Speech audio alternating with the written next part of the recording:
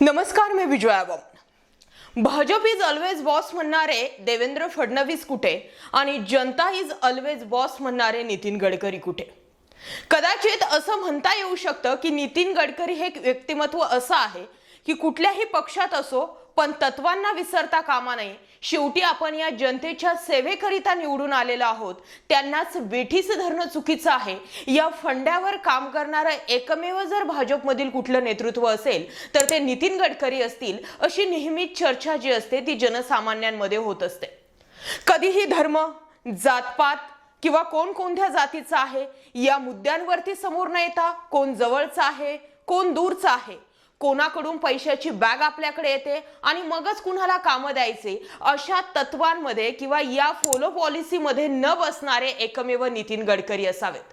फक्त आणि फक्त विकास आणि समोरचा व्यक्ती जर त्या पात्रतेस योग्य असेल तरच त्या व्यक्तीला काम दिलं जाणार, असं म्हणणारे नितीन गडकरी। आतापर्यंत विचार करा, नितीन गडकरींनी कितीदा आपल्या स्वपक्षीयांना घरचा आहेर दिलेला आहे। आता शिंदे भाजप युतीवरून नितीन गडकरींनी केलेले एक स्टेटमेंट की आता शिवसेना आणि भाजपची युती नाहीच आहे। ज्यावेळी समोरचा व्यक्ती म्हणतो आहे, नितीन गडकरी म्हणतात नाही, तो म्हणतो आहे की, मग तो म्हणतो हा अरे ते का, म्हणजे असे नितीन गडकरी हे एक व्यक्तिमत्व आहे। आणि दुसरा मुद्दा म्हणजे त्यांचे एक वक्तव्य, तुका म्हणे उभे राहा, जे जे होईल ते ते पहा, असं नितीन गडकरींसारख्या व्यक्तिमत्वाला म्हणायची वेळ येते। याचाच अर्थ असा होतो की नितीन गडकरींना सुद्धा जे चाललंय ते पटत नाही। राजकारणासाठी किती खालच्या पातळीला पक्ष जात असतात हे बघून गडकरी वारंवार बोलत असतात आणि त्यामुळेच आजचा विषय असा आहे की कदाचित आणखी काही काळ गेल्यानंतर नितीन गडकरी स्वपक्षीयांना उघड पाडतील। नेमकं घडलंय का? नागपुरी मसाला ज्या पद्धतीने जेवणात झणझणीतपणा आणतो तशीच भूमिका नितीन गडकरी राज्याच्या नव्हे तर देशाच्या राजकारणात पार पाडताना दिसतात। थांबा, गडकरी आणि मसाला यांचा काय संबंध, असा प्रश्न तुम्हाला पडला असेल तर त्याचं झालंय असं की सध्याच्या घडीला नितीन गडकरी आपल्या काही ना काही मसालेदार वक्तव्यांनी राजकारणामध्ये एक प्रकारे झणझणीतपणा आणून नेहमी भाजपसह मित्रपक्षांची कोंडी करताना दिसतात। असंच एक विधान गडकरींनी नुकतंच केलंय। राज्यात भाजपा शिवसेना युतीच नसल्याचं त्यांनी सांगितलं आणि तिकडे एकनाथ शिंदे आणि कंपनीच्या गोटात मात्र खळबळ उडाली। राज्यात भाजप शिवसेना युती नसल्याचं विधान गडकरींनी बोलण्याच्या ओघात नव्हे तर जाणून बुजून तर केलं नाही ना। ते विधान जाणून बुजूनच एका कार्यक्रमात केल्यानं सर्वांच्याच भुवया उंचवल्यात। अखेर खरं काय ते गडकरींच्या ओठांवर आलंच असं विधान करून गडकरींनी गृहमंत्री देवेंद्र फडणवीसांना चेकमेट दिलाय का, अशी ही चर्चा आता होऊ लागलेली आहे आणि याच विषयावरती आपण आता बोलणार आहोत। नागपूर येथे सकाळ वृत्तपत्र समूहाच्या व्यासपीठावर नुकतीच गडकरी यांची एक जाहीर मुलाखत झाली।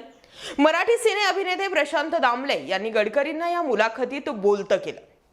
गडकरी आपल्या नेहमीच्या स्वभावाप्रमाणे रोखठोक बोलतील हे सर्वांनाच माहिती होतं आणि राजकारणात जो मसाला पाहिजे तो गडकरींनी दिला देखील। राज्यातील भाजप शिवसेना युतीबद्दल आपल्याला काय वाटतं असा प्रश्न दामले यांनी विचारताच गडकरींनी क्षणाचाही विलंब न करता राज्यात युती कुठे असा प्रतिप्रश्न दामलेंना केला। त्यावर एकनाथ शिंदे म्हणजेच आता शिवसेना आहे ना असा प्रश्न दामलेंनी त्यांना केल्यावर असं ती शिवसेना होय असं म्हणत मिश्किलपणे उत्तर दिलं। गडकरी तेवढ्यावरच थांबले नाही तर सध्याच्या राजकारणाविषयी बोलताना त्यांनी जे जे होईल ते ते पहावे, तुका म्हणे उभे राहावे असं म्हणत सध्याच्या राजकारणावर अप्रत्यक्षरित्या बोलण्यास नकार दिला। गडकरी यांचा स्वभाव पाहता त्यांनी वेळोवेळी आपली रोखठोक भूमिका मांडून खुद्द आपल्या पक्षालाही अनेकदा कोंडीत पकडलंय आणि त्यामुळे शहा आणि मोदींना नितीन गडकरी खुपतात का असा प्रश्न निर्माण होतो। राज्याच्या राजकारणात सध्या कमालीची सरमिसळ झाली आहे। उद्धव ठाकरे आघाडीत गेल्यानंतर राज्यातील राजकारणात कोण कुठल्या पक्षात आहे हेच कळेनासं झालंय। आता फडणवीस शिंदेसोबत अजित पवार गटही सहभागी झाला। ज्या पक्षांविरुद्ध संपूर्ण राजकारण केलं त्याच पक्षाला सत्तेत सहभागी करून घेण्याची वेळ भाजपवर आली आहे।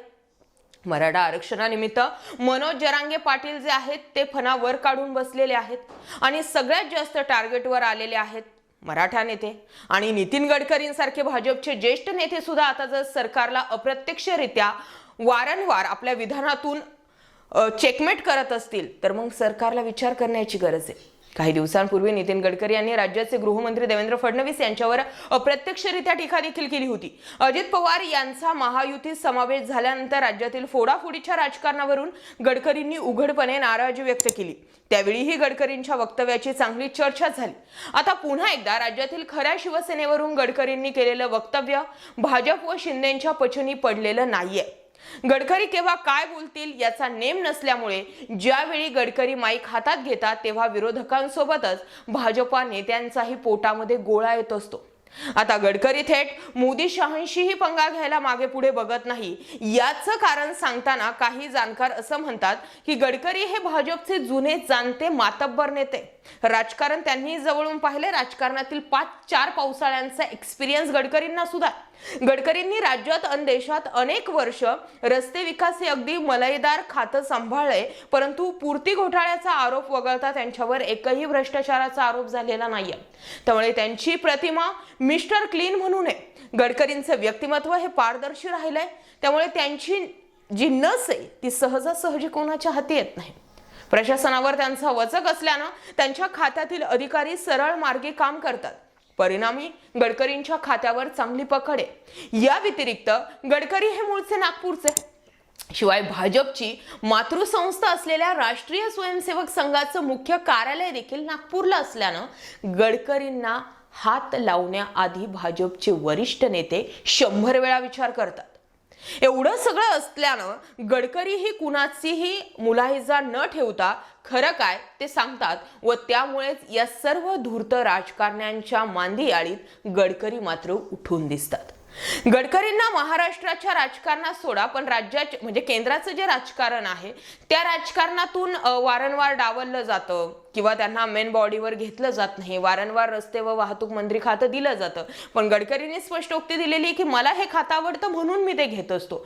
पण वारंवार असं बातम्या समोर येत असतात की मोदी आणि गडकरी यांच्यामध्ये फारसा आलबेल नाहीये। गडकरी हे मोदींच्या अगोदरचं नेतृत्व आहे। एवढंच काय तर महाराष्ट्रातून सर्वात लोकप्रिय व्यक्ती म्हणून सुद्धा नितीन गडकरीच आहे। नितीन गडकरी देशाचे पंतप्रधान व्हावेत आणि ते राज्याचे जर मुख्यमंत्री सुद्धा झाले तरी सुद्धा त्यात गैर नाही, अशी एकमुखी जी मागणी असते किंवा चर्चा जी असते ती महाराष्ट्राच्या जनतेमध्ये सुरू असते। आणि एकंदरीत गेल्या 3-4 वर्षांपासून नितीन गडकरींचे एकामागून एक येणारे स्टेटमेंट एक स्वच्छ आणि क्लीन राजकीय व्यक्तिमत्वाची छाप पाडतात। आणि म्हणूनच असं वाटतंय की येत्या काही काळानंतर जेव्हा नितीन गडकरी राजकारणातून संन्यास घेतील त्या अंतिम टप्प्यामध्ये नितीन गडकरीच भाजपाला उघड पाडतील।